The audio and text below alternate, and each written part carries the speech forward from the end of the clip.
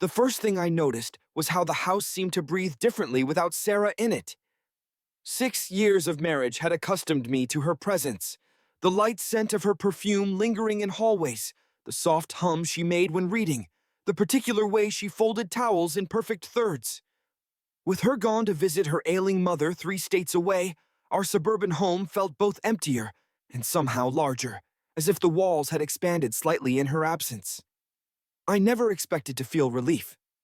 But there it was, a guilty confession even to myself. I was relieved to be alone. At 30, I had begun to wonder if this quiet, predictable life was all there was. Architecture firm by day, streaming services by night, weekend barbecues with other married couples from the neighborhood.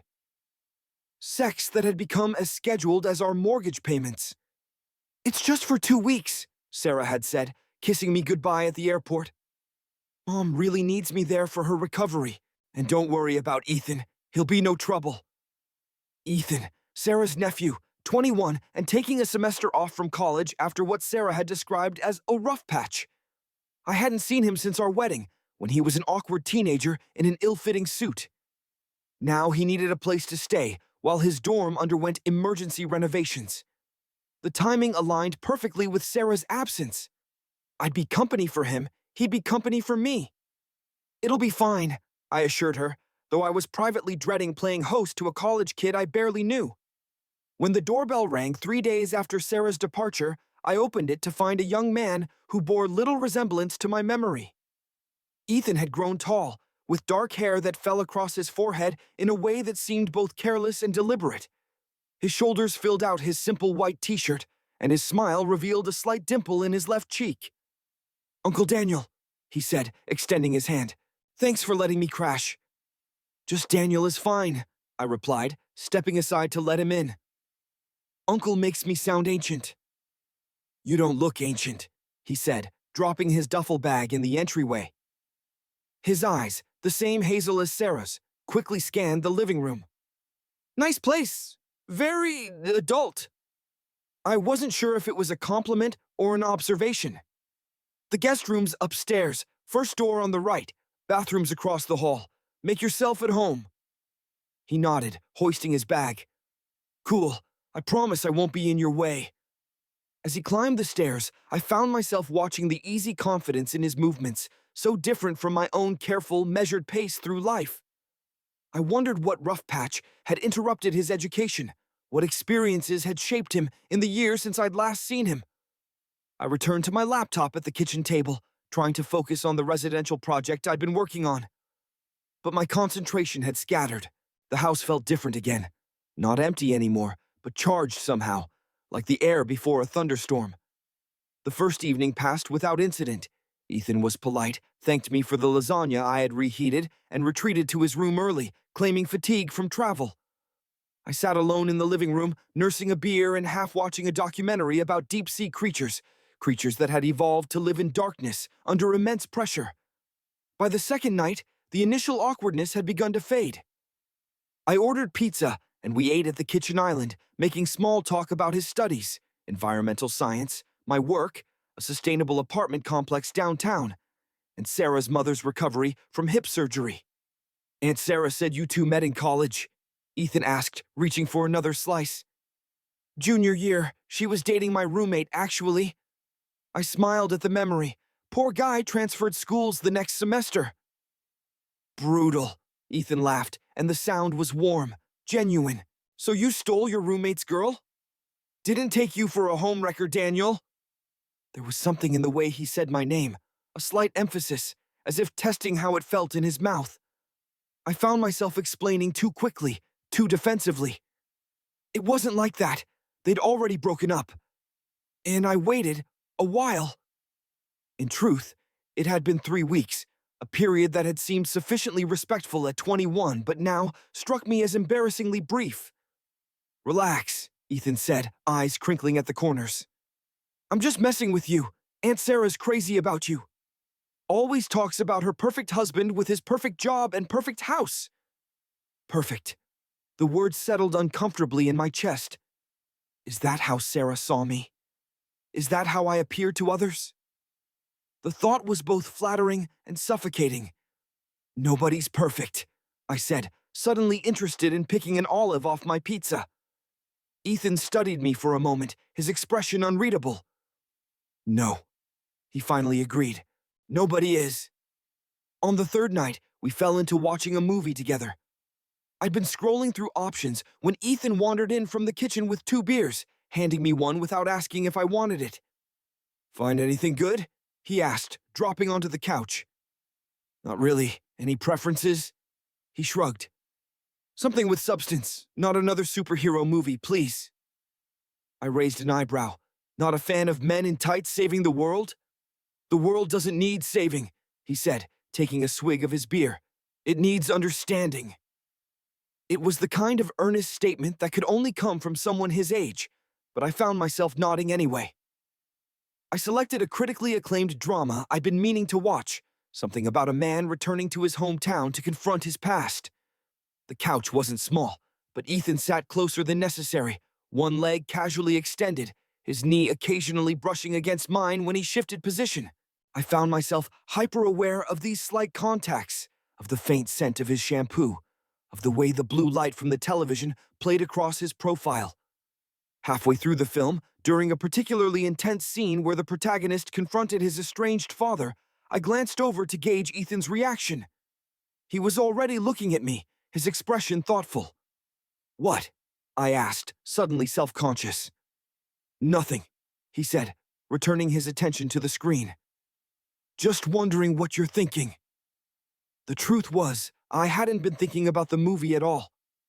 I'd been thinking about the work week ahead, about whether Sarah was managing well with her mother, about the strange comfort I felt sitting here with someone who was essentially a stranger. "It's well acted," I offered lamely. Ethan smiled but didn't look at me again. "Yeah, it is." When the credits rolled, he stretched, his t-shirt riding up to reveal a slice of flat stomach and the elastic band of his boxers. I looked away, reaching for the remote with unnecessary urgency. "That was good," he said, standing. "We should do it again tomorrow." It wasn't a question, and I didn't treat it as one. "Sure, I don't have any plans." He paused at the foot of the stairs, looking back at me with those hazel eyes so reminiscent of my wife's, yet somehow entirely different. "Good night, Daniel," he said, his voice softer than it had been all evening. "Night, Ethan," I replied, suddenly aware of how quiet the house would be once he disappeared upstairs. I stayed on the couch long after he'd gone, staring at the black screen of the television, trying to understand why I felt so unsettled, so aware of myself in a way I hadn't been in years. The fourth day, a Saturday, brought rain. Heavy sheets of it battered the windows and turned the world beyond our walls into a gray smudge. I spent the morning catching up on work emails, while Ethan apparently slept in. Around noon, I heard the shower running, followed by his footsteps on the stairs. He appeared in the kitchen wearing only a pair of sweatpants, toweling his hair dry. Droplets of water still clung to his shoulders and chest, catching the light from the window. "Morning," he said, though it was well past noon. "Or whatever. Any coffee left?" I gestured to the pot, trying not to stare at the lean lines of his torso, the trail of dark hair that disappeared beneath the waistband of his sweats. He wasn't bulky, nothing like the gym enthusiast who populated my Instagram feed, but there was a natural athleticism to him, a comfort in his own skin that I envied. "Sleep well?" I asked, returning my attention to my laptop screen, though the words there had ceased to make sense. He mumbled into his coffee cup. Your guest bed's better than my dorm mattress, that's for sure."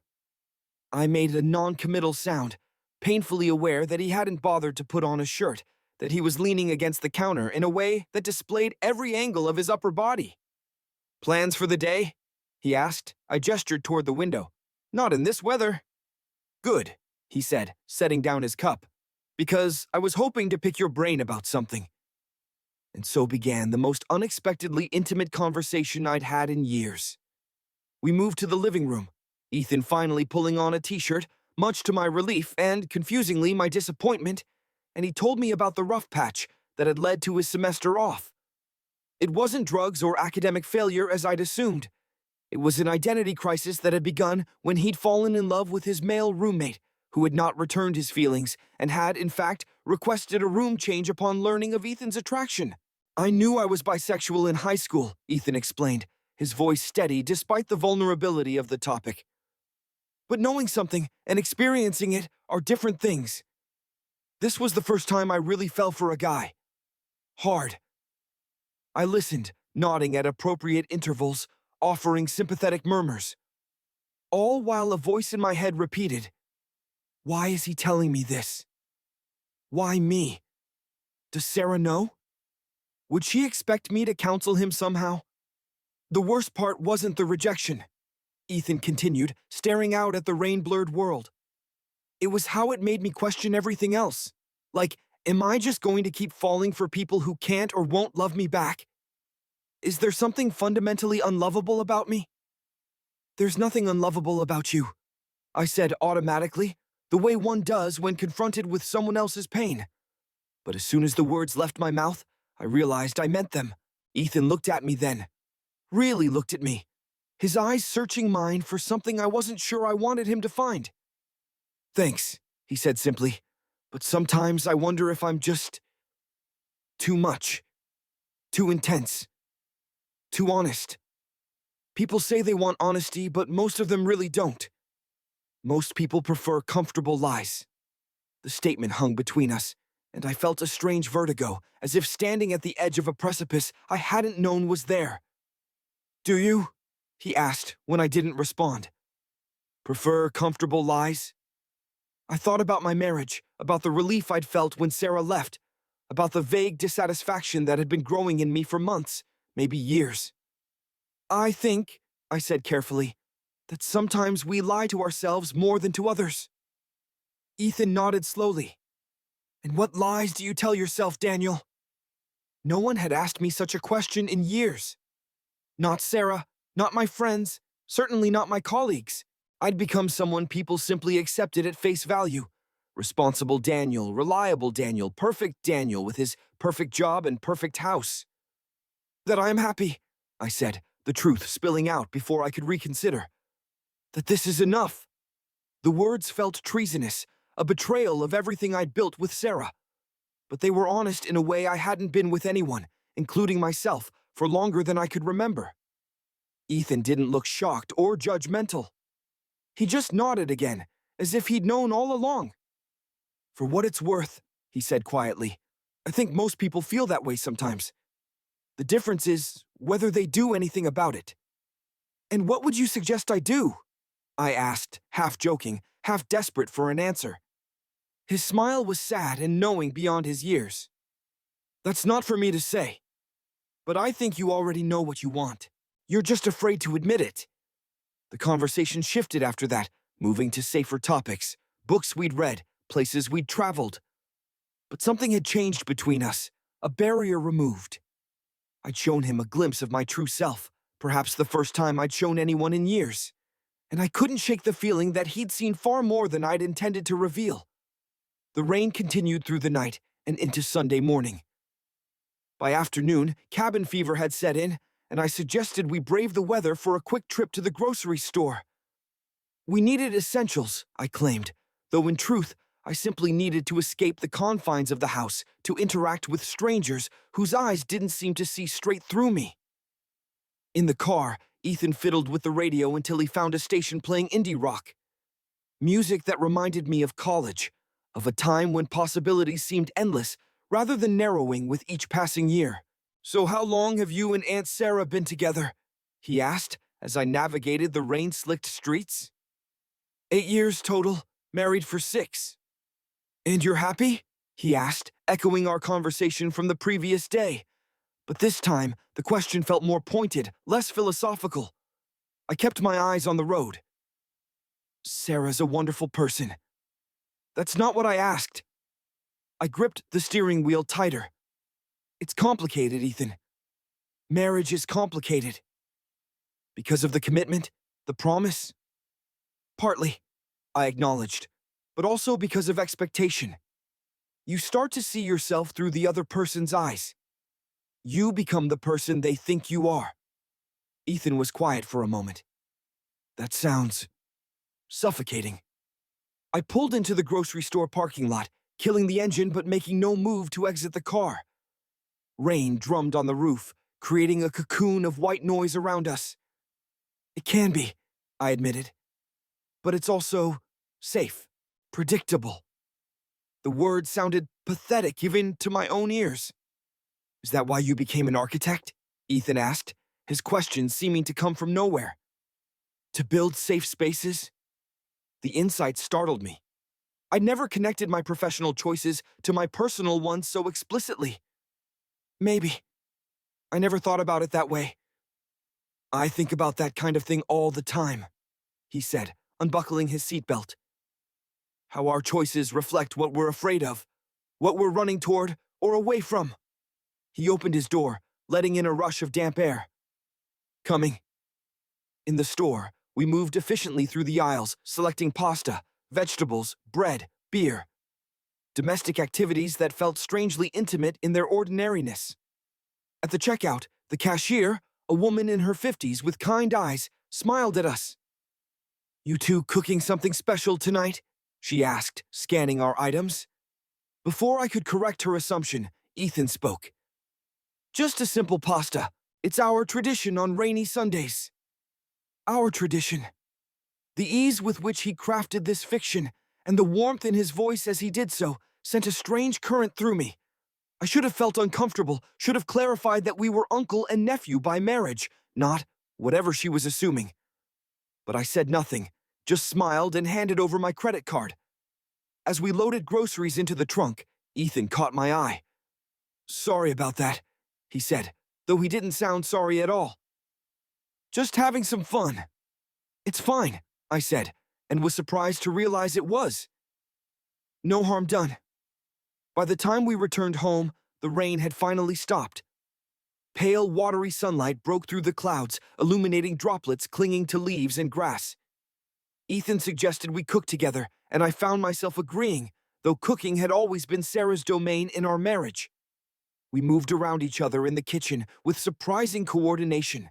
Ethan chopped vegetables while I prepared a sauce, our elbows occasionally brushing, our conversations flowing naturally from topic to topic. At one point, he reached across me for the salt, his chest pressing briefly against my back, and I felt a jolt of something that I immediately suppressed. Over dinner, we shared a bottle of wine I'd been saving for a special occasion, though I couldn't have articulated why tonight qualified as one. The alcohol loosened something in me, and I found myself telling stories from college, from the early days with Sarah, stories I hadn't revisited in years. You were different then, Ethan observed, refilling our glasses. In your stories you sound freer. I was younger, I said dismissively. We all were. It's not about age, he insisted. It's about giving yourself permission to want things, to really want them, not just accept what falls into your lap. I studied him across the table, this young man who spoke with such certainty about things he couldn't possibly understand yet. And what do you want, Ethan? Besides not being rejected by straight roommates? It came out harsher than I'd intended, and I immediately regretted it. But Ethan didn't flinch. Authenticity, he said simply. In myself and others.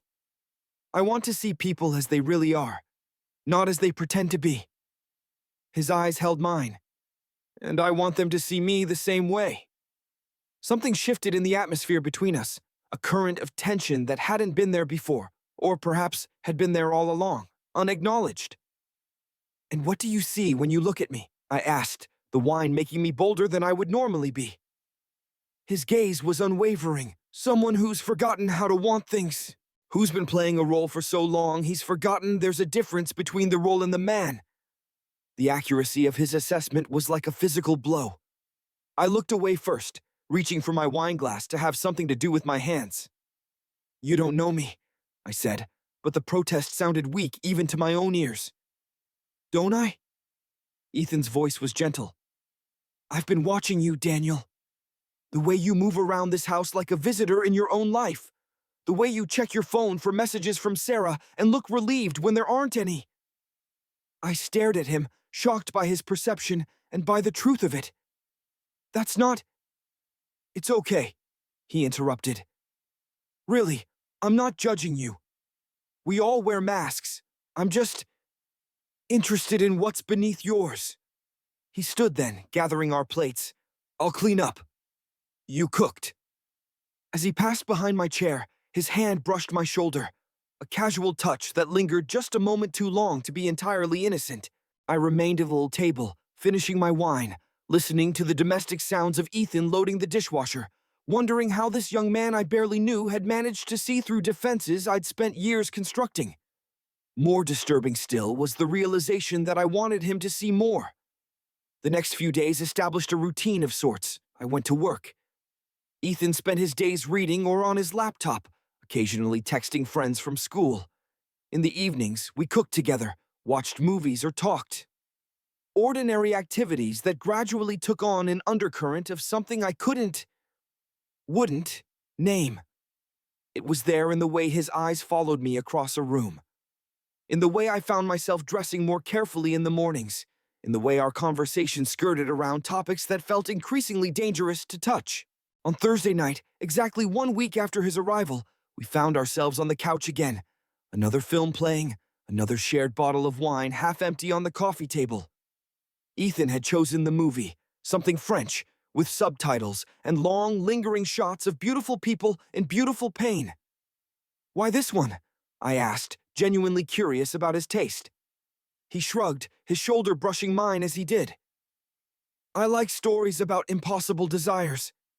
Things people want but can't have. That's a bit masochistic, I observed. His laugh was low, intimate in the dimly lit room. Maybe, or maybe it's just honest. Most of what we really want is out of reach. We settle for what's available. I thought about Sarah, about how desperately I'd wanted her in college, how that desire had morphed into something else over time, something steadier but less urgent, less vital. Is that what you think marriage is? I asked. Settling? Not always, Ethan said, his eyes on the screen where the film's protagonists were engaged in a heated argument in rapid French. But sometimes, for some people. For me, you mean? He turned to face me then, and I realized how close we were sitting, how easy it would be to reach out and touch his face, to trace the line of his jaw with my fingertips. I think, he said carefully, that you married my aunt because you loved her, and maybe you still do in a way, but I also think there's a part of you that's never been seen, never been acknowledged. A part that's screaming to be let out. His words hit with the force of revelation. I'd never articulated it to myself in quite those terms, but he was right. There was something in me, some capacity for passion, for recklessness, for life, that had been dormant for years, awakening only now in the presence of this young man who saw too much. And what about you? I asked, my voice rougher than usual. What part of you is screaming to be let out? His smile was slow, knowing. I think you already know the answer to that. The air between us seemed to thicken, charged with possibility. On screen, the French lovers were kissing desperately, as if the world were ending. I forced myself to look away from Ethan, to focus on my breathing, on maintaining the careful boundaries that kept the world orderly and comprehensible. It's getting late, I said, standing abruptly. I should get to bed. Early meeting tomorrow. Disappointment flickered across his face before he masked it with a casual nod. Sure, I'll finish watching this. Good night then, I said, already retreating toward the stairs. Daniel, he called after me, and I paused without turning. Running away doesn't make the feeling go away. It just postpones the inevitable. I didn't respond. Couldn't respond. I climbed the stairs to the master bedroom, closed the door, and sat on the edge of the bed, my heart racing as if I'd run a mile. What was happening to me? What was this pull toward Ethan that seemed to grow stronger by the day? It wasn't just physical attraction, though I could no longer deny that element was present.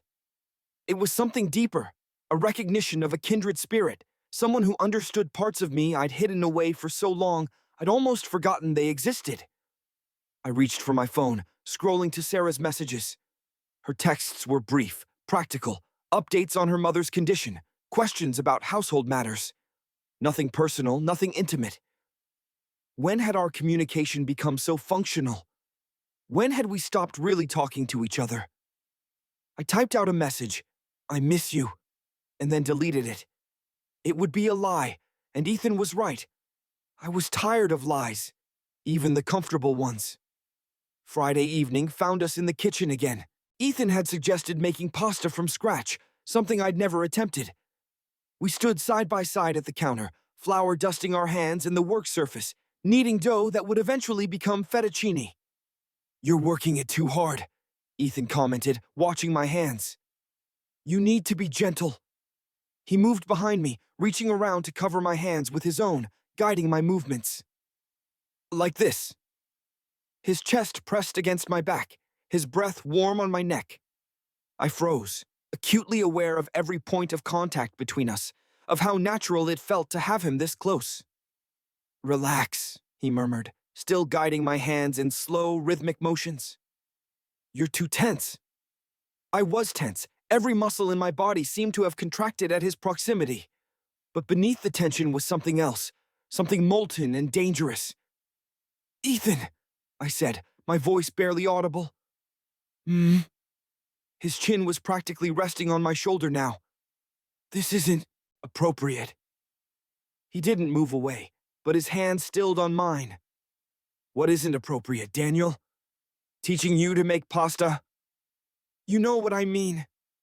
He stepped back then, and I felt both relief and an absurd sense of loss. When I turned to face him, his expression was unreadable. "Do I?"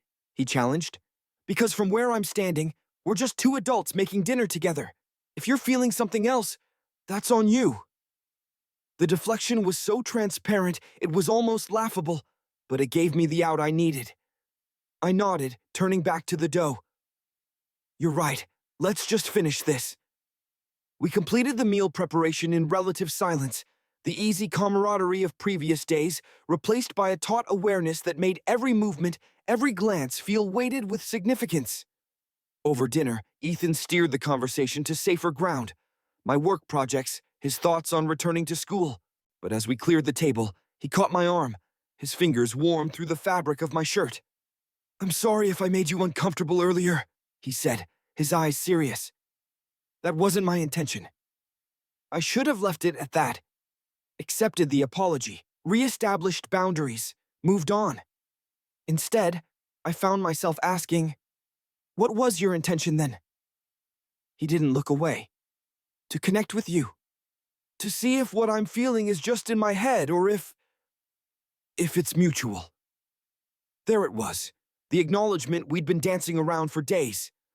I should have shut it down immediately, should have reminded him that I was married to his aunt, that whatever he thought he was feeling was inappropriate, impossible. Instead, I stood there, my arm still in his gentle grip, unable to deny what we both knew was true. "Ethan," I said, his name half warning, half plea. "This can't happen. You know that." "What can't happen?" he asked, his voice low. "We're just talking, Daniel. Just being honest for once." I pulled my arm away, needing physical distance to clear my head. "There are lines that shouldn't be crossed, not even in conversation." "Because of Aunt Sarah?" "Yes, because of Sarah," I said, frustrated by his deliberate obtuseness. "Because she's my wife, because you're her nephew, because this whole situation is complicated," he finished for me. "Everything's always so complicated with you. Have you ever just let yourself feel something without analyzing it to death first?" The question struck a nerve, because he was right, because careful consideration had been my default mode for so long I'd forgotten any other way to be. "That's not fair," I said, though it was. "You're 21, Ethan. Life looks different at 30. "Does it?" he challenged. "Or do you just tell yourself that to justify playing it safe all the time?" His words stung with their accuracy. I turned away, busying myself with loading the last dishes into the dishwasher, desperate for something to do with my hands. "You should go back to school," I said finally. "When your dorm's fixed, get on with your life." "Is that what you want?" Ethan asked, his voice closer now. He'd moved to stand behind me again, close enough that I could feel his warmth but not quite touching. "For me to leave?" I closed the dishwasher, turned to face him. What I want doesn't matter. It matters to me, he said simply. We stood there in the kitchen, the distance between us both too great and not nearly great enough. In his eyes, I saw a reflection of something I'd been running from for years, a hunger for more than the safe, predictable life I'd constructed. I think, I said slowly, that we both need to get some sleep. Disappointment shadowed his face, but he nodded. Sure, run away again. Seems to be what you're good at. The accusation hit its mark. I'm not running away. I'm being responsible. Right, he said, his smile tinged with sadness. Responsible Daniel, perfect Daniel. The Daniel everyone expects you to be. He sighed, running a hand through his hair. But who do you want to be? When no one's watching, when there are no expectations. Who are you then? The question hung between us, unanswerable. I didn't know anymore.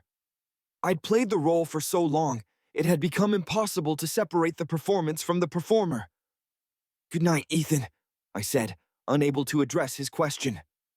He shook his head slightly, as if I'd failed some test I didn't know I was taking. Good night, Daniel. I watched him climb the stairs, his shoulders set in a line of frustration. When he was gone, I poured myself a glass of whiskey and took it out to the back porch, needing the cool night air to clear my head. The stars were brilliant overhead, indifferent to the turmoil below. I thought about Sarah, about the life we'd built together, stable, comfortable, predictable. I thought about Ethan, about the way he saw through my carefully constructed facade to the restless, wanting creature beneath. I hadn't planned to fall asleep on the porch, but the whiskey and the emotional exhaustion of the day conspired against me. I woke with a start sometime after midnight, disoriented and chilled. As I stood, working the stiffness from my neck, I saw a light on in the kitchen. Ethan was there, his back to me, retrieving a glass from the cabinet.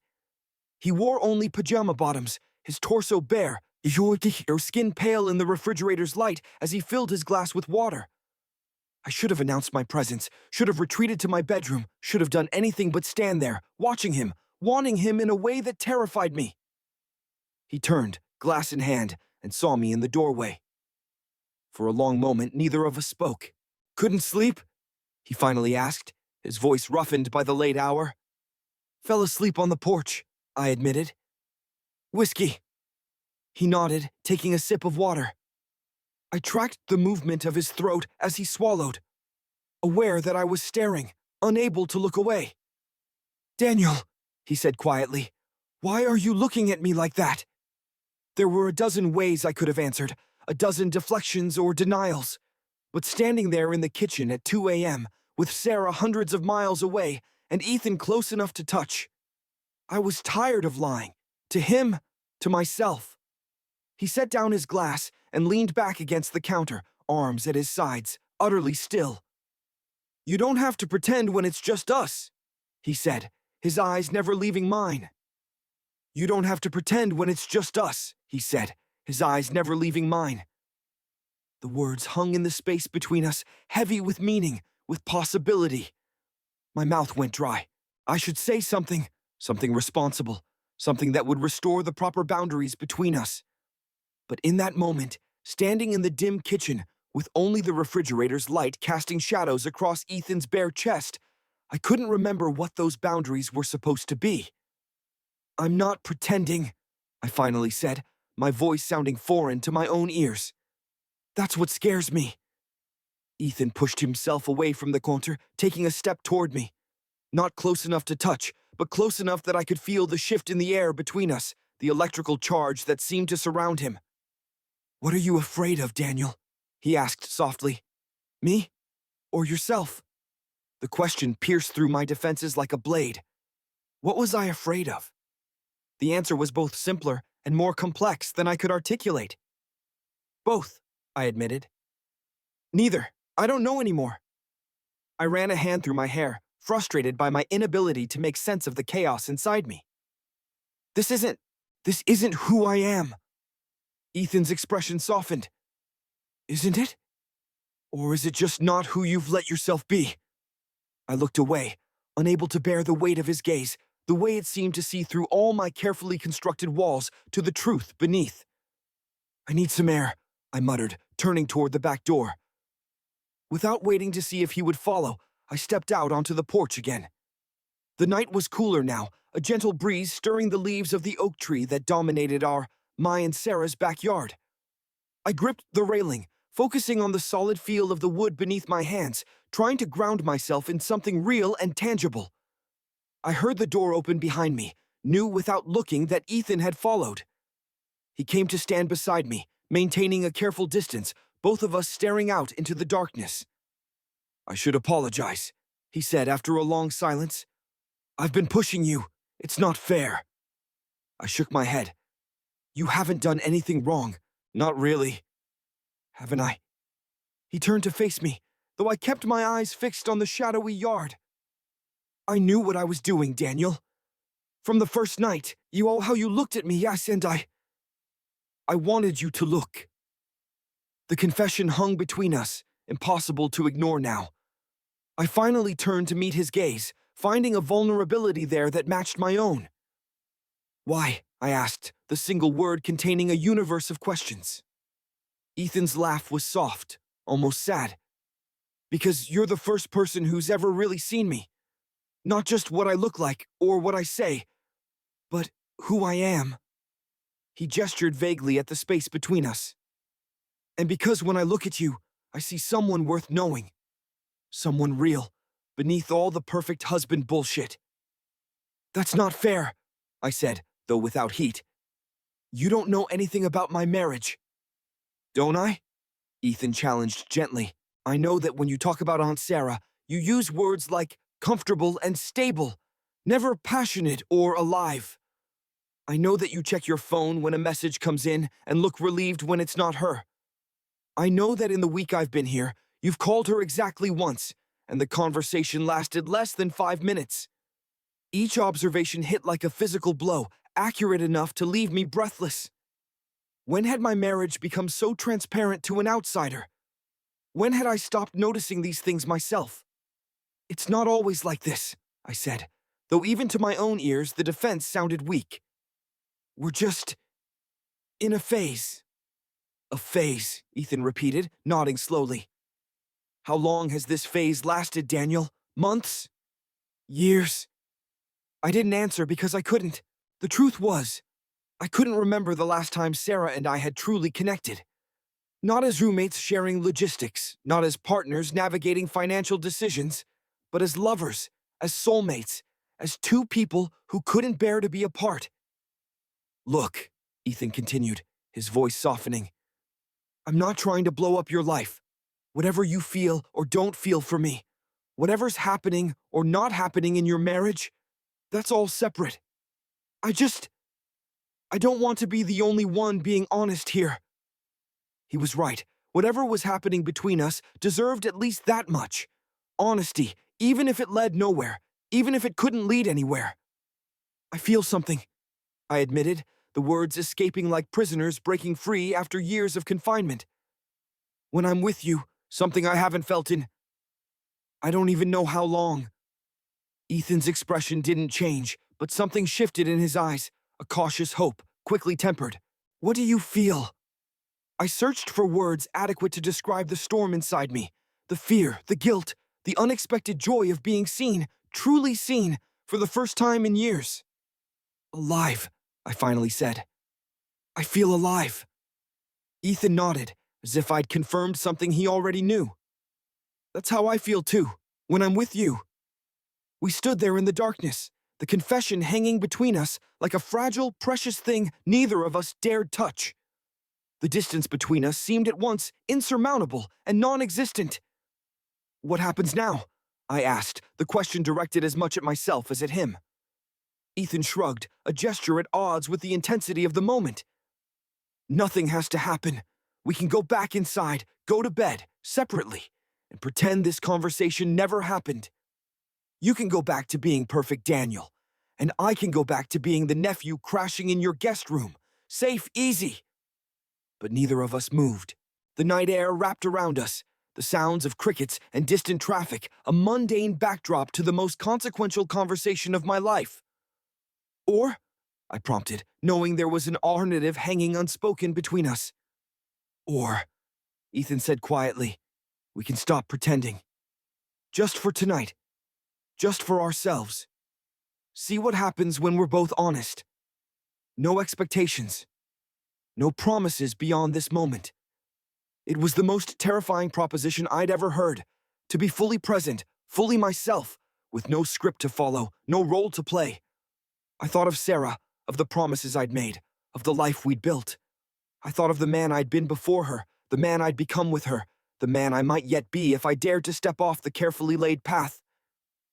I don't know if I can do that, I confessed. Be that honest.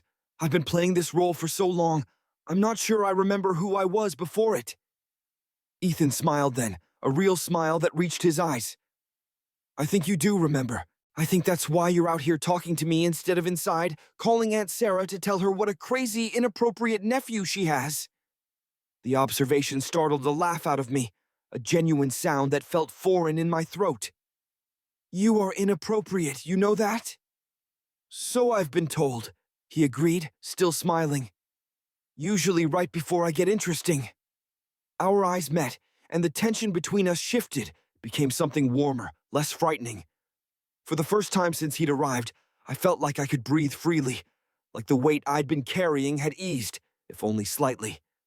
It's late, I said, though I made no move to go inside. We should probably get some sleep. Probably, Ethan agreed, also remaining where he was. He hesitated, then added, but I'm not tired. Are you? No, I admitted. Not even a little. He nodded toward the wooden bench at the far end of the porch. We could sit for a while, just talk, no expectations. It was a small concession, a tiny step towards something I couldn't yet name. But it felt momentous, like the first footprint on untouched snow. Okay, I said. Just talk. We moved to the bench, sitting with a careful space between us, both of us acutely aware of the boundary we were respecting. The night stretched out around us, and for a while, we simply sat in silence, watching the stars, listening to the symphony of night creatures. Can I ask you something? Ethan finally said, his voice hushed, as if afraid to disturb the peace we'd found. Sure. When did you know that you were attracted to men, I mean? The question caught me off guard.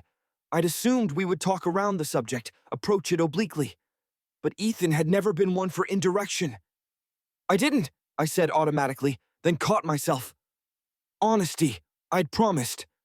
I mean, I never let myself think about it directly. There were moments in college. One friend in particular. But I never acted on it, never let myself consider it as something real. Why not?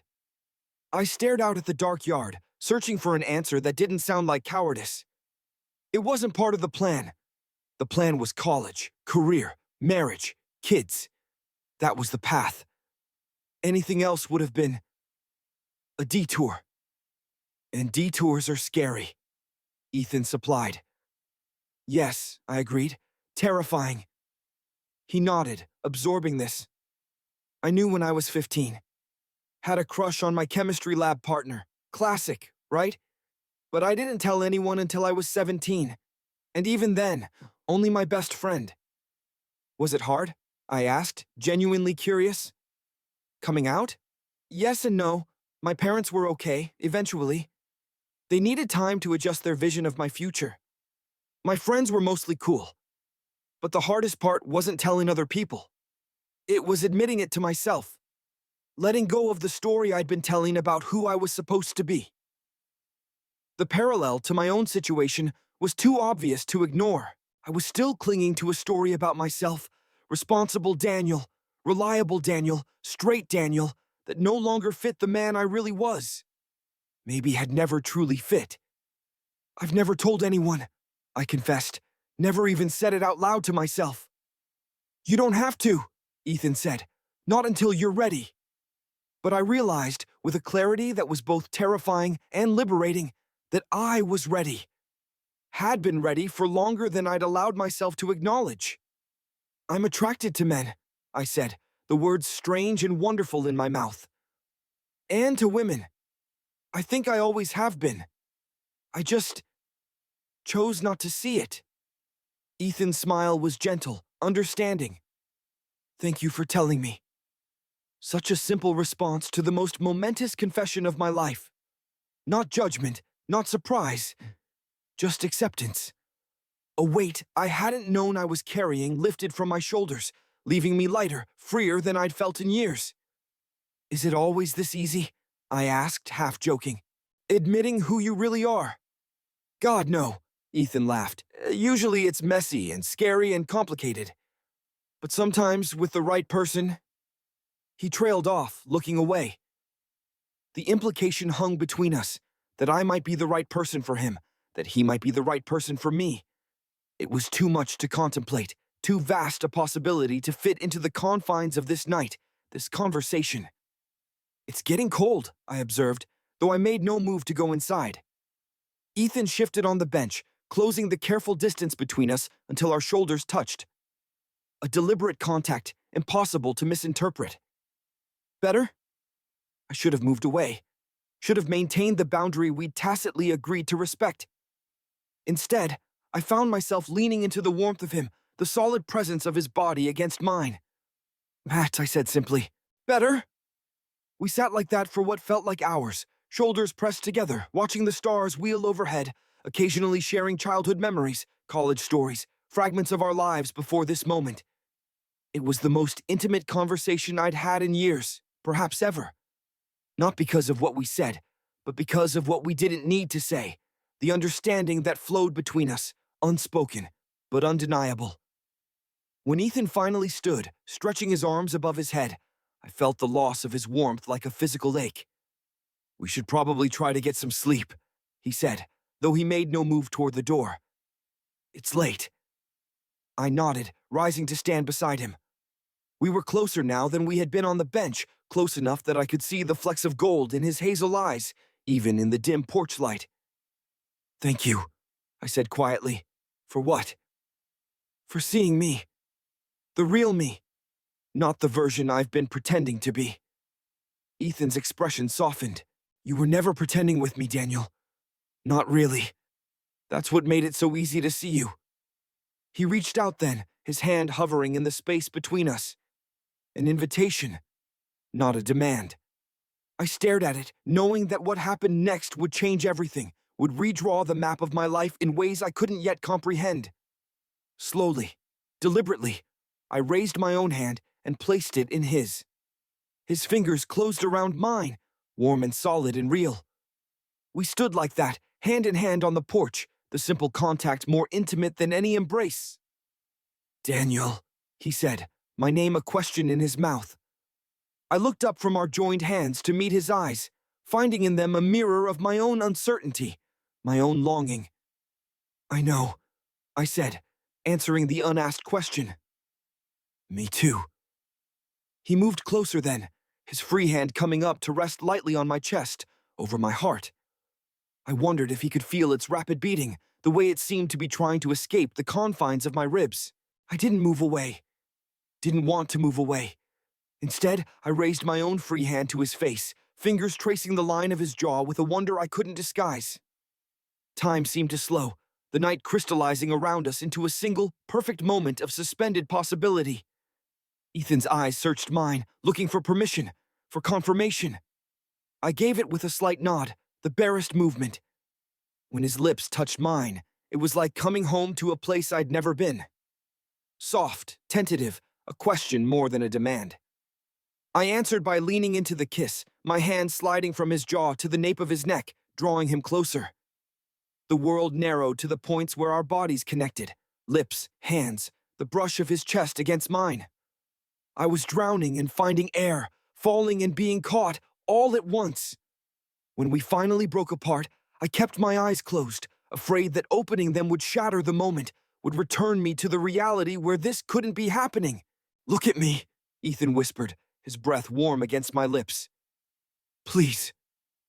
I opened my eyes to find him watching me, his expression open, vulnerable in a way that made my heart ache.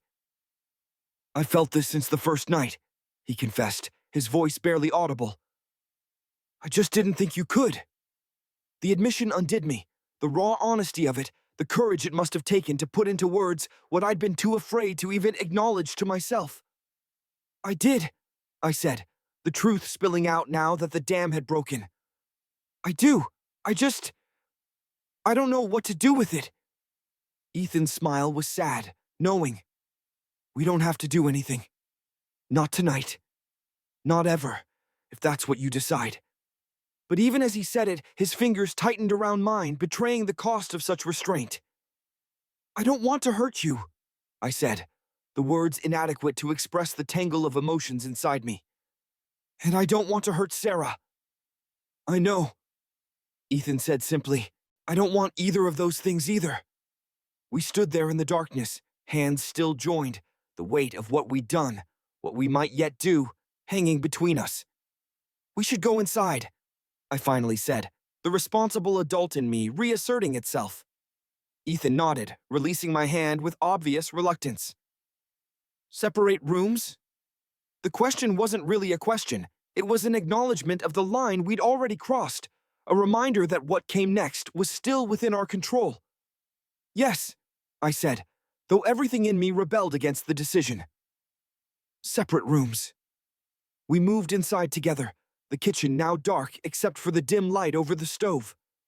At the foot of the stairs, Ethan paused, turning back to me. Daniel, he said, his voice low. Whatever happens or doesn't happen between us, thank you for tonight, for being honest. I nodded, unable to speak past the lump in my throat. He started up the stairs, and I watched him go, fighting the urge to call him back, to follow him. Instead, I retreated to the living room couch, knowing sleep would be impossible, my mind replaying the feel of his lips on mine, the warmth of his hand in mine, the truth of him. Morning came too soon, gray light filtering through the blinds to find me still on the couch, eyes gritty from lack of sleep. I'd spent the night alternating between replaying every moment on the porch and castigating myself for what I'd done, what I'd allowed to happen. In the harsh light of day, the magic of the night before seemed distant, dreamlike, while the reality of my transgression loomed large and undeniable. I had kissed someone who wasn't my wife, had wanted to do more than cookie. Still wanted to. The sound of movement upstairs sent a jolt of panic through me. How was I supposed to face Ethan now? What were the social protocols for the morning after kissing your wife's nephew on the back porch? I retreated to the kitchen, busying myself with making coffee, grateful for the mundane task. When I heard Ethan's footsteps on the stairs, I kept my back to the doorway, focusing on measuring grounds with unnecessary precision. Morning. His voice was cautious, uncertain in a way it hadn't been since his arrival. I turned, coffee carafe in hand, determined to be adult about this, to face the consequences of my actions. Morning. Ethan stood in the doorway, dressed in jeans and a simple blue t-shirt that made his eyes look more blue than hazel. His hair was still damp from the shower, curling slightly at the ends. He looked young, vulnerable, nothing like the confident presence of the night before. Did you sleep? He asked, not moving into the kitchen. Not really, I admitted. You? He shook his head. Too much to think about. An awkward silence stretched between us, the ease of the previous night's conversation nowhere to be found. About last night, I began, just as Ethan said, I was thinking. We both stopped, a nervous laugh escaping me. You first, I offered. Ethan took a deep breath, squaring his shoulders as if preparing for a blow. I was thinking I should probably head back to campus today. The dorms aren't ready yet, but I can crash with a friend until they are. The suggestion hit me like a bucket of cold water. It was the right thing to do, the responsible thing. It would put distance between us, allow us both to regain perspective. And yet, the thought of him leaving, of returning to the empty house, to the silence, to the life I'd been living before he arrived, filled me with a desperation I could barely contain. You don't have to do that, I said too quickly. Not because of what happened. Don't I? Ethan challenged gently. What's the alternative, Daniel? We pretend nothing's changed? We go back to watching movies and making dinner and ignoring the fact that we've both admitted there's something happening here? I don't know, I admitted, setting down the coffee carafe with hands that weren't quite steady. I just know I don't want you to leave. The confession hung between us, heavy with implication. Ethan's expression softened, a cautious hope dawning in his eyes. "What do you want, then?" he asked, the question so simple and so impossible to answer. What did I want? The question had been haunting me all night. I wanted things to be simple, uncomplicated, clearly defined. I wanted to be the man I thought I was. Faithful, responsible, straight. I wanted to go back to before Ethan had arrived, when the fault lines in my marriage, in my identity, had been safely hidden beneath the surface of my life. But more than any of that, I wanted to feel again what I'd felt on the porch last night. Alive, real, seen. I began, then stopped, searching for words that wouldn't come. I don't know how to do this, Ethan. I don't know how to be this person. The one who breaks vows, who betrays trust. Is that what you think happened last night? Ethan asked, taking a step into the kitchen. That you betrayed Aunt Sarah? Didn't I? The question was rhetorical, the answer obvious to me.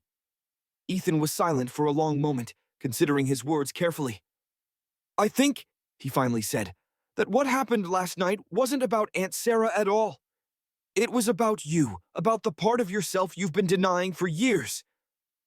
The kiss was just an acknowledgement of a truth you've been running from. His insight was startling in its accuracy, its compassion.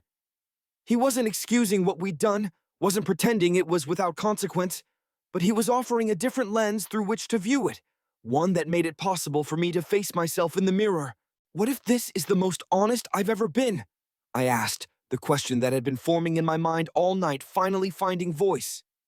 What if everything else, my marriage, my career, the life I've built, has been the lie? The enormity of the possibility was dizzying. If I'd been living a lie, then who was I really? What would be left of me if I stripped away all the pretense, all the performance? I don't think that's true, Ethan said, his voice gentle. I think you've been honest in all the ways you could be, all the ways you knew how to be. You've been a good husband, a successful architect. Those parts of you aren't lies. But incomplete, I supplied, understanding dawning. Not the whole truth. Yeah, Ethan agreed. Not the whole truth. He moved further into the kitchen, leaning against the counter across from me, maintaining a careful distance. Look, Daniel, I'm not asking you to blow up your life. I'm not expecting anything, really. Last night was beautiful and unexpected, and it meant something to me. But what happens next is your choice. The weight of that choice pressed down on me. The responsibility for what came next, for who I would become in the aftermath of this revelation. I'd spent so many years on the path of least resistance, following the life script I'd been handed, without questioning whether it was the right one for me. Now, standing in my kitchen with Ethan, I was faced with a fork in the road, a choice that would define me in ways I couldn't yet comprehend. I need time, I said finally, to think, to figure out what this means for me, for my life. Ethan nodded, understanding in his eyes. Of course. And if you want space for that, I really can go stay with my friend. It's not a problem. No, I said, the word escaping before I could consider it fully. Stay, please, Can we just take it slow? Figure this out together? The relief in his expression was palpable. Yes, he said simply. We can figure it out together. The next day passed in a strange limbo, both of us acutely aware of the shift in our relationship, but uncertain how to navigate it. We moved around each other carefully, politely, the easy camaraderie of earlier days replaced by a heightened awareness that made every interaction feel significant, weighted with possibility. We didn't talk about the kiss. Didn't mention what had been said on the porch. Instead, we focused on mundane tasks, cleaning the house, preparing meals, maintaining the fiction of normality, while both of us knew nothing would ever be normal between us again.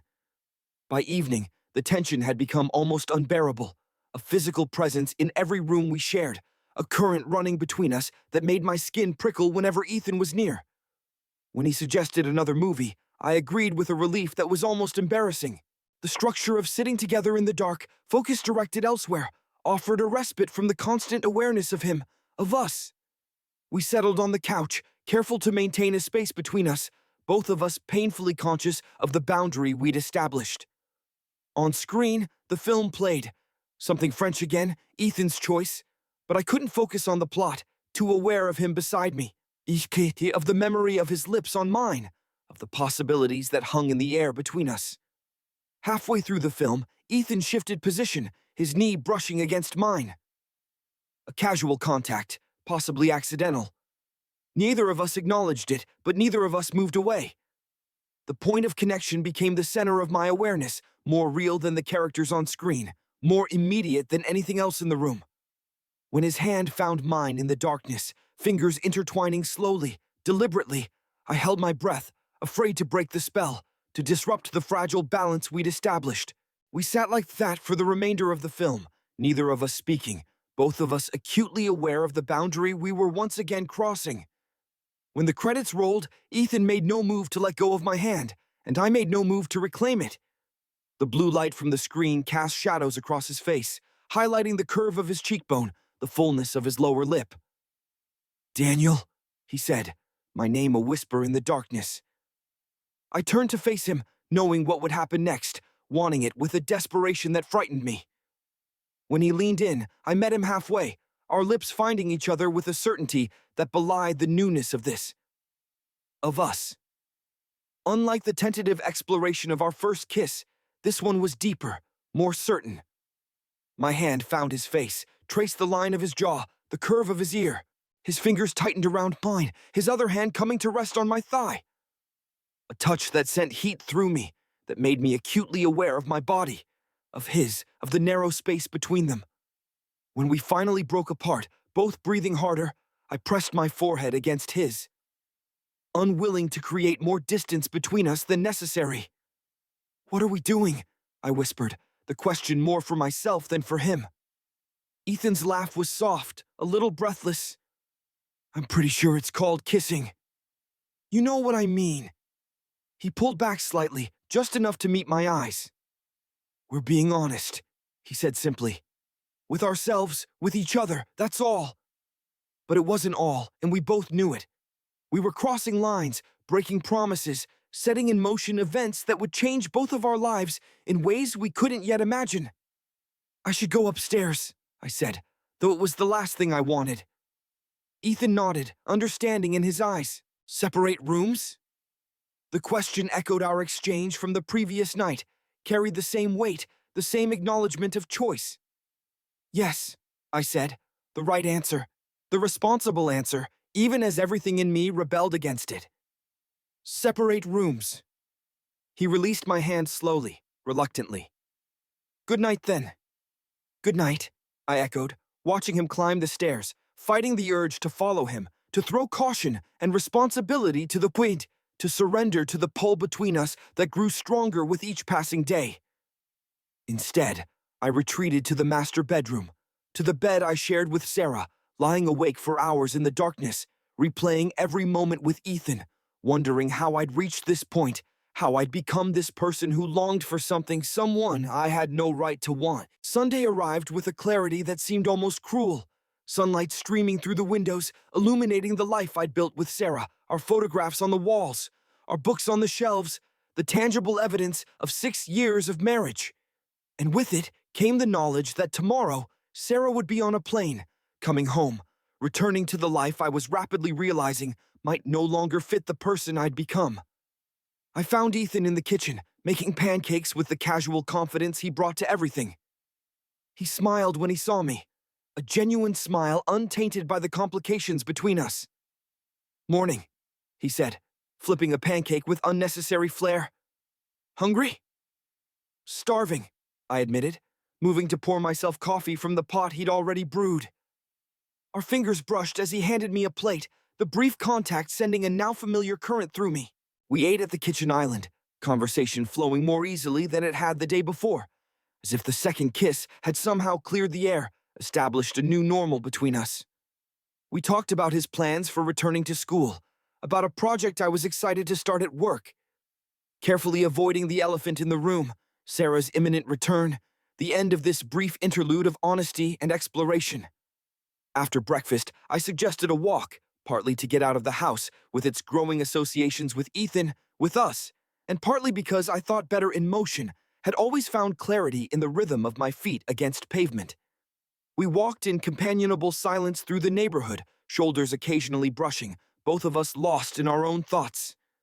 At the small park 3 blocks from the house, we sat on a bench overlooking a duck pond, watching children throw bread to the eager waterfowl. "She comes back tomorrow," I said finally, giving voice to the thought that had been haunting me all morning. Ethan nodded, eyes on the ducks. "I know. I don't know what to tell her," I admitted. "About us. About me." Ethan was quiet for a long moment, considering. "You don't have to tell her anything you know. Not yet. Not until you're ready." The suggestion was tempting. To return to the life I'd been living, to preserve the status quo, to buy myself time to figure out what all of this meant. But the thought of going back to pretending, to denying the truth I discovered about myself, about my capacity for feeling, filled me with a dread I couldn't ignore. "I don't know if I can do that," I said honestly. "Go back to before." Ethan turned to face me, his expression serious. "What's the alternative, Daniel? You tell her everything the moment she walks through the door? Blow up your marriage based on a week of whatever this is between us?" Put like that, it sounded ridiculous, impulsive in a way I'd never been. But the truth was, it wasn't just about Ethan, about what had happened between us. It was about what he'd awakened in me, the parts of myself I'd kept hidden, even from myself, for decades. "No," I agreed. "That would be cruel. To her and to me. But I can't just pretend nothing's changed either." "So what will you do?" It was the question I'd been avoiding, the one I'd been circling around all night, all morning. What would I do? What could I do that would honor the truth of what I discovered without destroying the life I'd built, the promises I'd made? "I don't know yet," I admitted, "but I'll figure it out. I have to." Ethan nodded, understanding in his eyes. "For what it's worth, I think you're braver than you give yourself credit for. The way you faced this, faced yourself. It's not easy. I know that better than most." The compliment warmed me, gave me courage to ask the question that had been forming in my mind since our first kiss. "What about you? What do you want out of this? Us?" Ethan looked away, focusing on the ducks again. "I want," he began, then paused, gathering his thoughts. "I want you to be happy, Daniel. Whether that's with me or with Aunt Sarah or alone, figuring yourself out.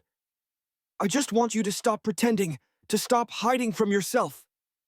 It was perhaps the most selfless thing anyone had ever said to me, all the more powerful for the obvious cost to him in saying it. I reached for his hand, intertwining our fingers in broad daylight, in full view of the families feeding ducks, the joggers passing by. "Thank you," I said simply, the words inadequate to express what his understanding meant to me. We sat like that for a long time, hands joined, watching the ducks, the children, the ordinary Sunday life of the park unfolding around us. It felt like a stolen moment, a glimpse of a life that might be possible if circumstances were different, if I were different. When we finally began the walk home, neither of us mentioned the coming separation, the looming end of our time alone together. Instead, we talked about music, about films, about the books that had shaped us, sharing pieces of ourselves in the time that remained. Back at the house, the tension returned. A quiet awareness that tomorrow would change everything, that the bubble we'd been living in was about to burst. We moved around each other carefully, both acutely aware of the clock ticking down, of the diminishing hours before Sarah's return.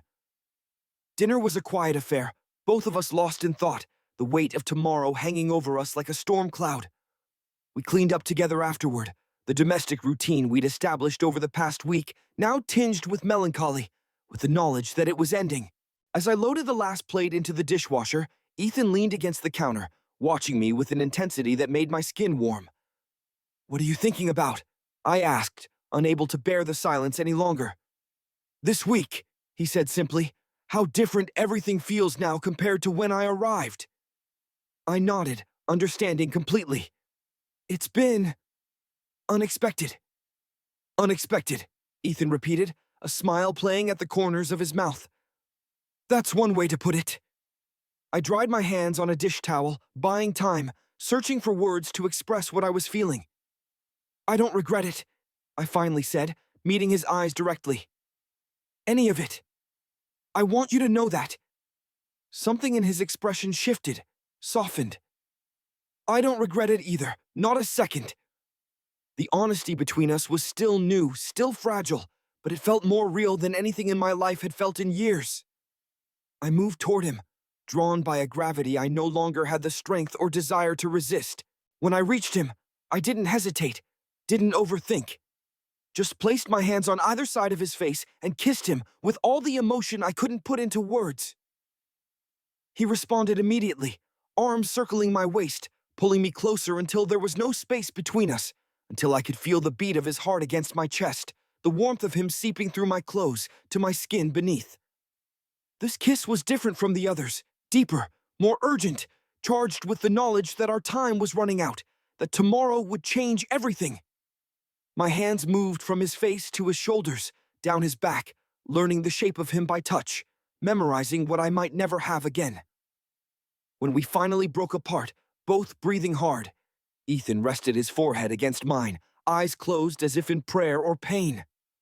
Daniel, he whispered, my name a plea on his lips. I knew what he was asking, knew what hung in the balance between us. My hands tightened on his waist, holding him close when every instinct for self-preservation urged me to pull away, to retreat to safer ground. I know, I said, answering the question he hadn't quite asked. Me too. His eyes opened, searching mine for confirmation, for permission. Are you sure? We don't have to. I silenced him with another kiss, briefer, but no less certain. I'm sure, I said, the decision made not in that moment, but in all the moments leading up to it. In every conversation, every glance, every touch that had gradually revealed to me the person I really was, the person I wanted to be. Ethan took my hand, leading me toward the stairs, with a certainty that steadied me, that quieted the last whispers of doubt. At the foot of the staircase, he paused, looking back at me with a question in his eyes. Your room or mine? It was more than a logistical query. It was a deeper question about territory, about boundaries, about the significance of our choice. My bedroom was the one I shared with Sarah, the physical center of our marriage. Ethan's was the guest room, temporary by definition. Yours, I said, the choice clear when framed that way. He nodded, understanding the weight of the decision, and led me up the stairs to the guest room that had become his space over the past week. Inside, the evidence of his presence was scattered about. Books on the nightstand, clothes draped over a chair, a laptop open on the desk. It smelled faintly of his shampoo, his deodorant, the essence of him that had become so familiar to me. We stood beside the bed, suddenly awkward despite the certainty that had brought us here. The reality of what we were about to do, the lines we were about to cross, hung heavy between us. We can stop, Ethan said quietly, reading the hesitation in my face. Anytime. Just say the word.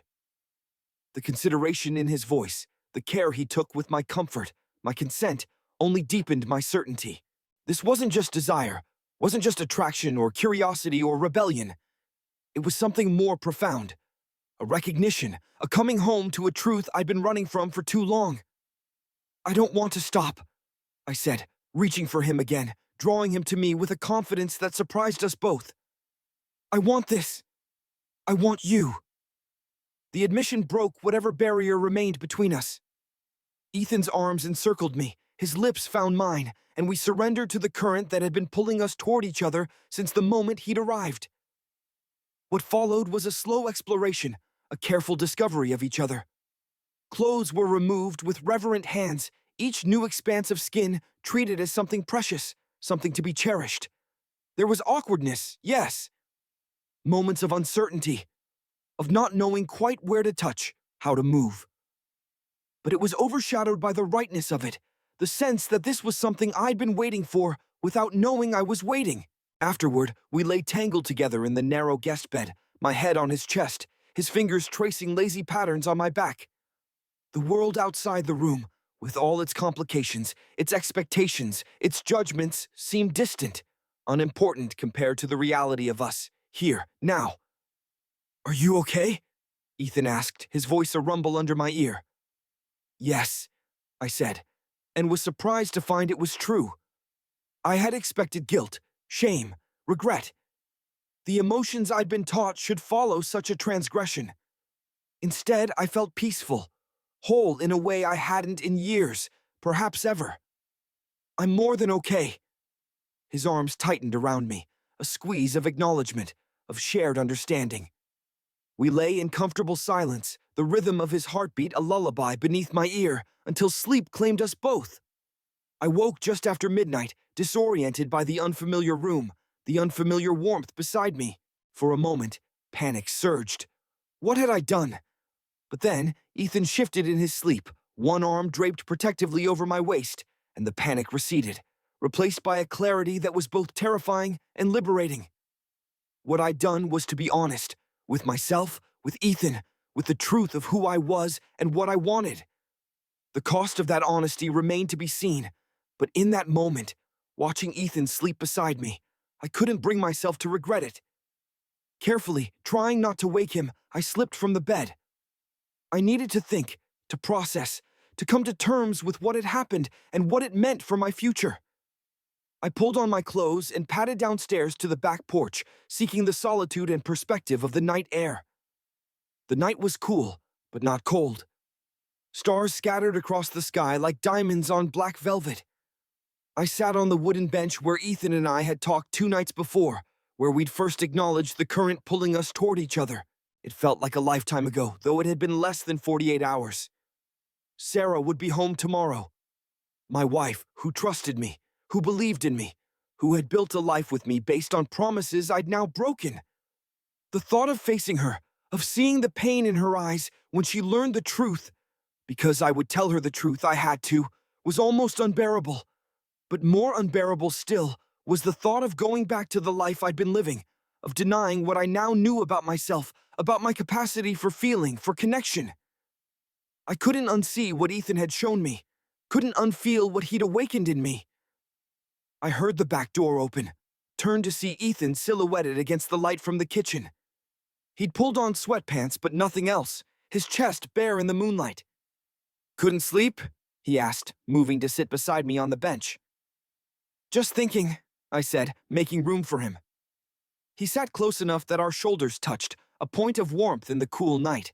"Having regrets?" he asked, his voice carefully neutral. "No," I said immediately, the certainty in my voice surprising even me. "Not about us, about the situation, about the pain this will cause." "Yes, but not about you. Not about this." He nodded, relief evident in the relaxing of his shoulders. "Good. Because I was lying there thinking maybe you'd snuck out to call Aunt Sarah, to confess everything, to beg forgiveness." The scenario he painted was so far from my thoughts that a laugh escaped me. "No, that's not a conversation to have over the phone." "So you will tell her?" It wasn't really a question. We both knew the answer, but I nodded anyway. "Yes, I have to, not just about us, but about me, who I am, who I've been pretending not to be." Ethan was quiet for a moment, absorbing this. "When? I don't know," I admitted. "Not the moment she walks through the door.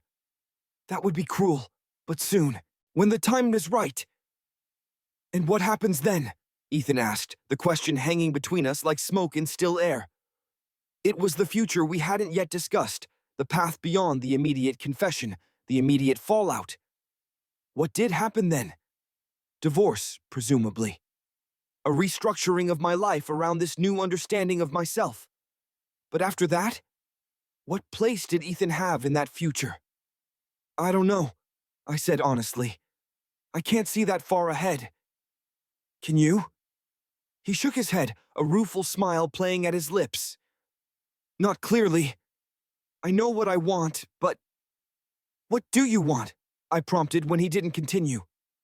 Ethan turned to face me, moonlight silvering his features, his eyes serious in a way that made him seem older than his 21 years. "You," he said simply. But not like this. Not as a secret. Not as something we have to hide.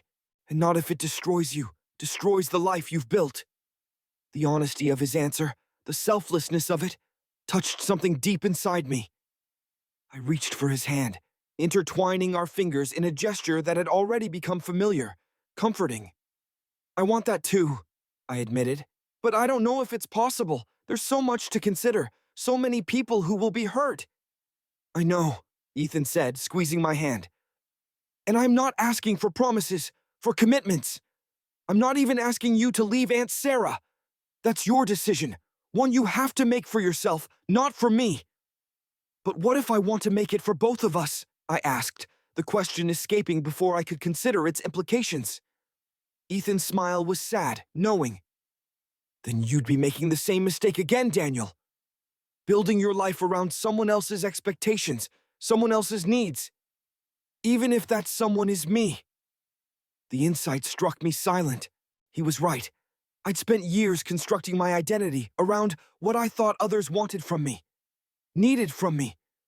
Even now, faced with the most consequential decision of my life, my instinct was to frame it in terms of someone else, Sarah, Ethan, anyone but myself. What do you want, Daniel? Ethan asked, echoing the question he'd posed days earlier. Not for me, not for Aunt Sarah, for yourself. I stared out at the dark yard, searching for an answer that felt true, that came from the core of me rather than from the expectations I'd internalized. I want to be honest, I said finally, with myself, with the world. I want to stop hiding, stop pretending to be someone I'm not. And if that means losing things, people, status, then I lose them, I said, the certainty in my voice surprising me. It would hurt. God, it would hurt so much. But living a lie hurts more. I see that now. Ethan nodded, understanding in his eyes. That's bravery, you know, real bravery. Not the showy kind, but the quiet kind that changes lives. We sat in silence for a while, hands joined, both lost in thought, in the contemplation of futures that seemed both possible and impossible, depending on the angle of view. We should go back to bed, Ethan finally said, standing and pulling me gently to my feet. It's late, and tomorrow will be challenging.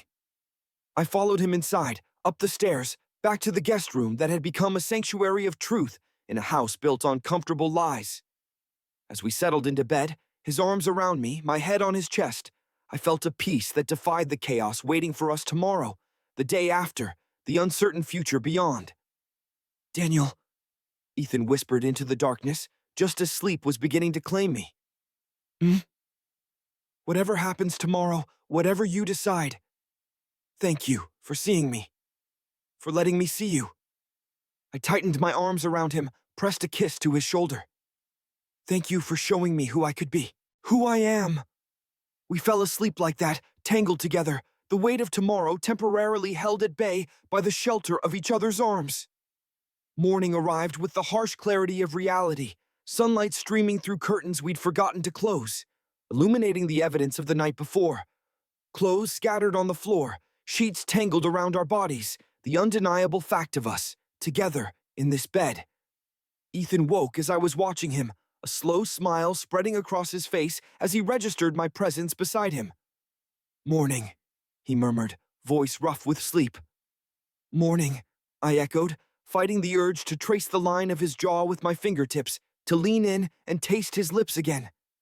There was something we needed to discuss, something important hanging between us that couldn't wait, even for the temptation of his warmth beside me. Sarah's flight lands at 2, I said, the reminder unnecessary but unavoidable. We should talk about what happens next. Ethan's smile faded, but he nodded, pushing himself up to sit against the headboard. Okay, let's talk. I sat up as well, maintaining a small distance between us, needing the clarity that physical separation provided. I meant what I said last night.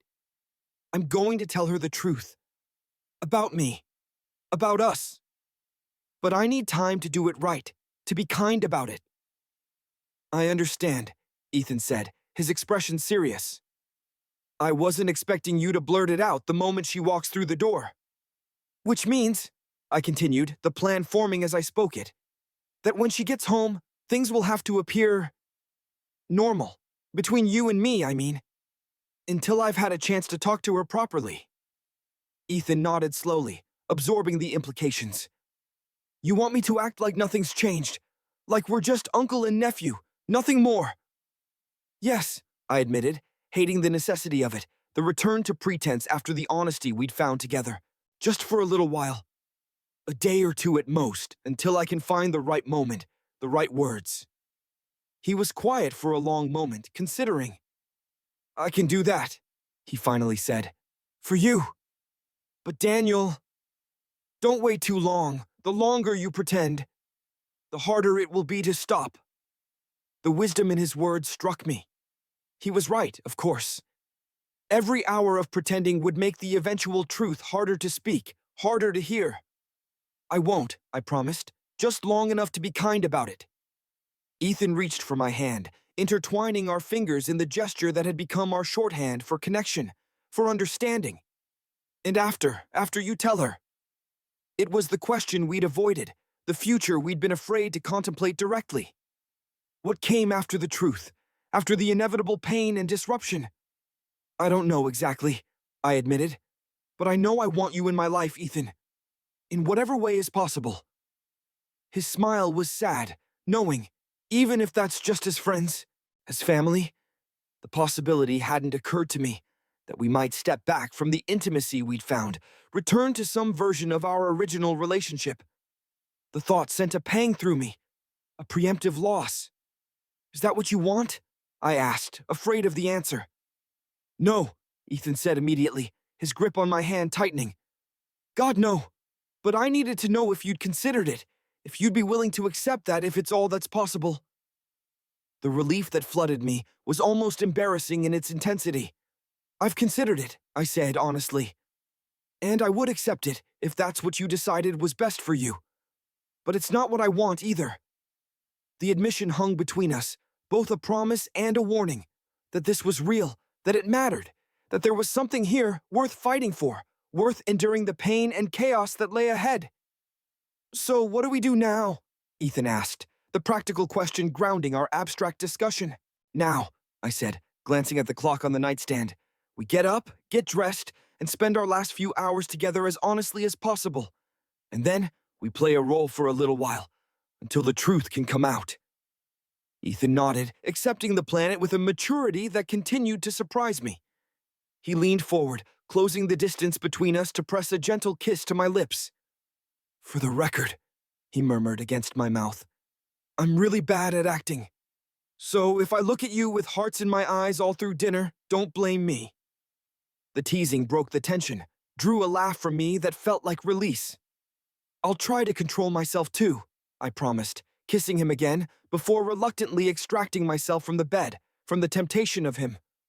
We spent the morning in a strange limbo, both savoring our last hours of honesty and preparing for the return to pretense.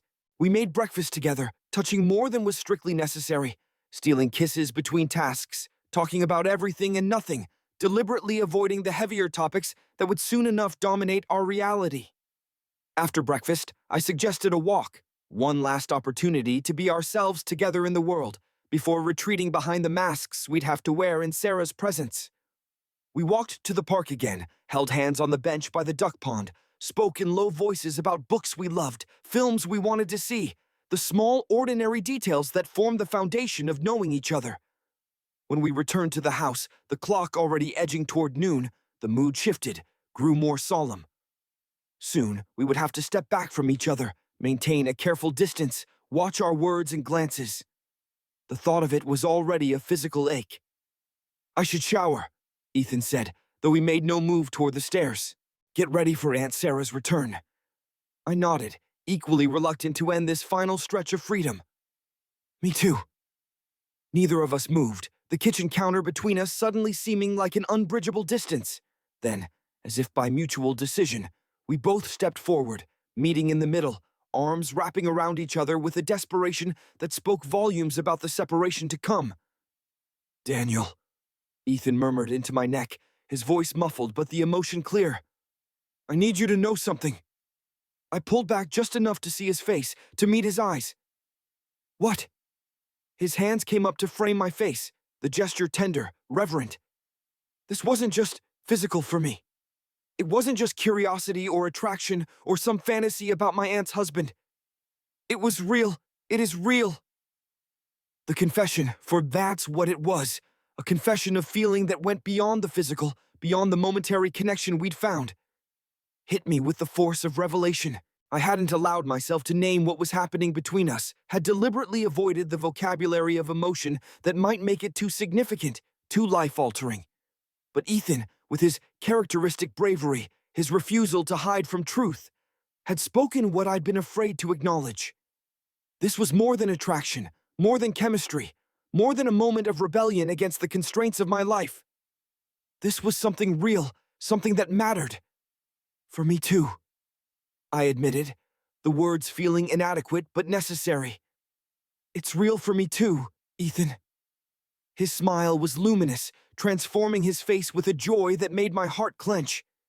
He leaned in, kissed me with a tenderness that spoke volumes more than words could, a promise without language. When we finally separated, it was with the mutual understanding that this was the end of our interlude, the conclusion of our brief time of honesty. From now until I found the moment to speak truth to Sarah, we would return to the roles we'd been assigned. Nephew, uncle by marriage, nothing more. I'll go shower, Ethan said, stepping back, already withdrawing behind the mask he would wear for Sarah's benefit. I nodded, letting him go, already feeling the loss of him, of us. I'll be down here, getting things ready. He nodded once more, then turned and climbed the stairs, shoulders squared as if preparing for battle. I watched him go, a strange mixture of grief and determination settling in my chest. This wasn't an ending, I reminded myself. It was just a pause, a necessary detour on the path to whatever future awaited us on the other side of truth. Sarah's cab pulled into the driveway at 2:37. I saw it from the living room window, where I'd been pretending to read a book, while anxiety twisted my stomach into knots. Ethan was in the kitchen, ostensibly making tea, but really just keeping his distance, giving me space to greet my wife alone. I met her at the door, plastering a smile on my face that felt as foreign as a Halloween mask. She looked tired, lines of strain around her eyes and mouth, but she smiled when she saw me, a genuine expression that made guilt surge through me like poison. "Hey, you?" she said, dropping her suitcase to give me a brief hug. "God, it feels like I've been gone a month, not 2 weeks." "How's your mom?" I asked, picking up her suitcase and carrying it inside, desperate for a neutral topic, for anything that would keep me from blurting out confessions I wasn't yet ready to make. "Better," Sarah sighed, following me inside. "The surgery went well, and she's healing nicely. Just stubborn about accepting help. You know how she is." I nodded, though in truth, I barely registered her words, too aware of Ethan in the next room, of the massive gulf between the life Sarah thought she was returning to and the reality that waited just beneath the surface. "Where's Ethan?" she asked, glancing around as if expecting to find him lounging on the couch. "In the kitchen," I managed, gesturing vaguely. "Making tea, I think." Sarah headed in that direction, and I followed, watching as she greeted her nephew with a warm hug, asking about his stay, about how he'd found the house, about whether I'd been a good host. Ethan answered with a casual ease that amazed me, given what lay beneath the surface. If I hadn't known better, I would have believed his performance completely. The role of grateful nephew, nothing more, nothing less. "Daniel's been great," he was saying, pouring tea for Sarah. "We watched some movies, cooked a few meals, nothing exciting." Nothing exciting. The understatement was so enormous, it would have been funny under different circumstances. As it was, I had to turn away, busying myself with unpacking Sarah's suitcase, afraid my face would betray the truth neither of us was ready to share. The rest of the afternoon passed in a similar vein, Sarah catching us up on her mother's recovery, Ethan and I taking turns sharing sanitized versions of the past 2 weeks, all of us performing the roles of a normal, functional family. If Sarah noticed anything odd in our behavior, she gave no sign, attributing my distraction to work stress. Ethan's occasional long silences to the natural awkwardness of staying with relatives. By evening, the performance had become almost unbearable. I found myself inventing excuses to leave the room, to escape the suffocating weight of the lie we were living. Sarah, jet-lagged and tired from travel, went to bed early, leaving Ethan and me alone in the living room for the first time since her return. "This is harder than I thought it would be," I admitted in a low voice, once I was sure Sarah was out of earshot. Ethan nodded, keeping a careful distance between us on the couch. "Tell me about it. I feel like I'm in some weird parallel universe where the last week didn't happen." "It happened," I said firmly, needing to reassure both of us. "And I meant what I said. I'm going to tell her, soon." "When?" Ethan asked, the question direct but not accusatory. I ran a hand through my hair, thinking. "Tomorrow evening, maybe. After she's rested, had time to settle in. I'll suggest we go out, just the two of us. Do it away from the house." Ethan nodded, accepting the plan. "And what about me? Should I be here when you get back? Or should I make myself scarce?" It was a good question, one I hadn't considered. Would Sarah want to confront Ethan immediately after learning the truth? Or would she need space, time to process before facing him? "I think," I said slowly, "that should be her choice. I'll tell her that you're willing to talk, to answer any questions, but only if and when she's ready." "Okay," Ethan agreed. "That's fair." He hesitated, then added, "And if she wants me gone? Immediately, I mean." The possibility sent a pang through me. The thought of Ethan leaving, of not knowing when I might see him again, was more painful than I had expected, but I nodded, accepting the potential consequence. "Then you go," I said simply, "and we figure out the rest later. One step at a time." Ethan smiled, a small, sad thing that didn't reach his eyes. "One step at a time," he echoed. He stood, stretching with deliberate casualness. "I should probably head to bed. Early start tomorrow." I nodded, watching him, acutely aware of the distance between us, physical and otherwise, that hadn't existed 24 hours earlier. "Good night, Ethan." "Good night, Daniel," he replied, the formal exchange a poor substitute for the intimacy we'd shared, the connection we'd found. I remained on the couch long after he'd gone upstairs, staring at the dark television screen, replaying the events of the past 2 weeks like a film in my mind.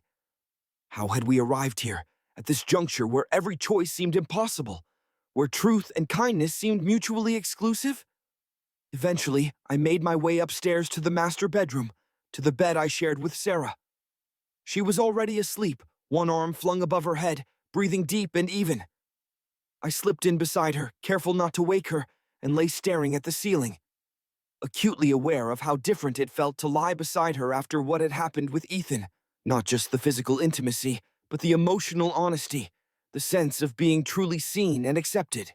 Sleep eluded me for hours, my mind cycling through scenarios for tomorrow's conversation, searching for words that would minimize the pain while still honoring the truth. When I finally drifted off, it was to dream of endless corridors with doors that opened only onto more corridors, a labyrinth with no exit, no resolution. I woke to find Sarah's side of the bed empty, the sounds of conversation drifting up from the kitchen below. For a moment, disorientation gripped me. Had I dreamed the past 2 weeks? Was everything still as it had been before Ethan's arrival, before the revelations that had upended my understanding of myself? But no, the memories were too vivid, too real to be dreams.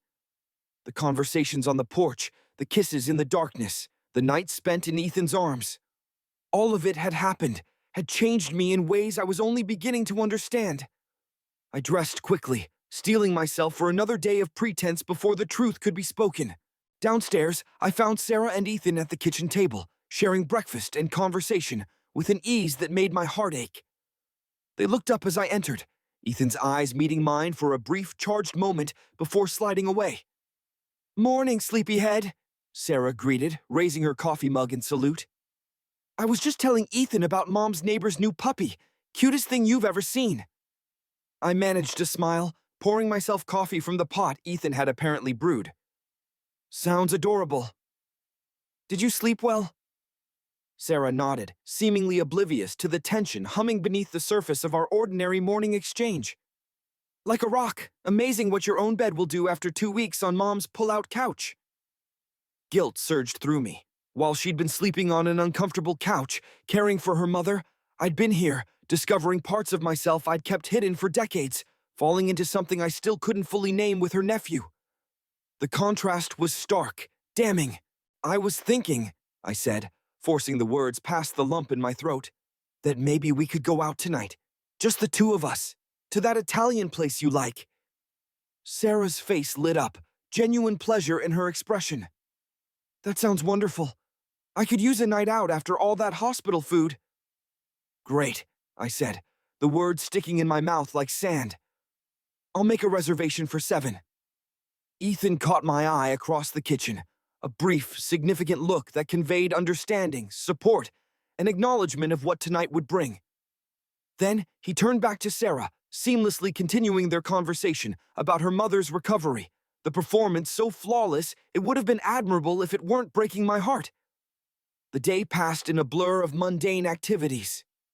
Sarah unpacking, doing laundry, catching up on mail and bills that had accumulated during her absence. I moved through these tasks like an automaton, going through the motions while my mind raced ahead to the evening, to the conversation that would change everything. Ethan made himself scarce for most of the day, claiming a need to study, to prepare for his return to campus.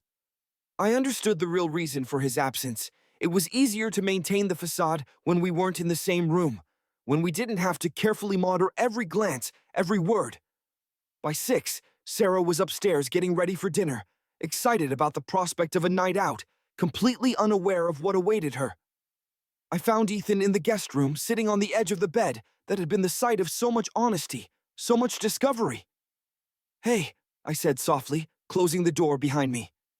Can we talk, just for a minute? He nodded, making room for me beside him on the bed. I sat, careful to maintain a small distance between us, aware that Sarah could emerge from our bedroom at any moment. I'm going to tell her tonight, I said, the words both a promise and a plea for understanding. Everything. About me. About us. About what I've realized about myself. Ethan nodded, his expression solemn. I know, and Daniel. Whatever happens, however she reacts, I'm here. Not physically, maybe, if she asks me to leave. But I'm here for you. Whatever you need. The sincerity in his voice, the depth of understanding in his eyes, made something crack open inside me. A well of emotion I'd been trying to keep contained until the right moment, the right place. Thank you, I said, the words inadequate but all I had to offer. I couldn't have done this without you. Found this truth about myself, found the courage to face it. Ethan's smile was sad but genuine. You would have found it eventually. I just sped up the process. I shook my head, unwilling to diminish his role in my awakening. No, it was you. Specifically you. The way you see me, the way you make me feel. Like I can be my whole self, not just the parts that fit some predetermined mold. He reached for my hand then, a brief, tight squeeze before letting go. Go finish getting ready, he said gently. I'll be here when you get back. Whatever happens. I nodded, standing reluctantly, already feeling the distance growing between us again. Necessary for now, but temporary, I reminded myself. Just temporary. Ethan, I said, pausing at the door. I meant what I said yesterday. This is real for me. You are real for me. His eyes met mine, a world of understanding and emotion in their hazel depths. I know, he said simply. Now go tell your wife the truth. Dinner was a surreal experience, Sarah across from me, happily sampling the restaurant's new truffle pasta, talking about her mother's recovery, about plans for the summer, about a future she assumed we still shared. I picked at my food, barely tasting it, waiting for the right moment, the right opening to speak the words that would change everything. Are you okay? Sarah asked, finally registering my distraction, my lack of appetite. You seem a million miles away. It was the opening I'd been waiting for, the question that would allow me to broach the subject I had been avoiding all evening. I set down my fork, took a deep breath, met her eyes across the table. Sarah, I began, her name a prelude to pain I couldn't avoid inflicting. There's something I need to tell you. Something important. Her expression shifted, concern replacing the casual interest of a moment before. What is it? Is something wrong at work? Are you sick? I shook my head, wishing it were something so simple, so external. No, nothing like that. It's about me, about us. Understanding began to dawn in her eyes, not the full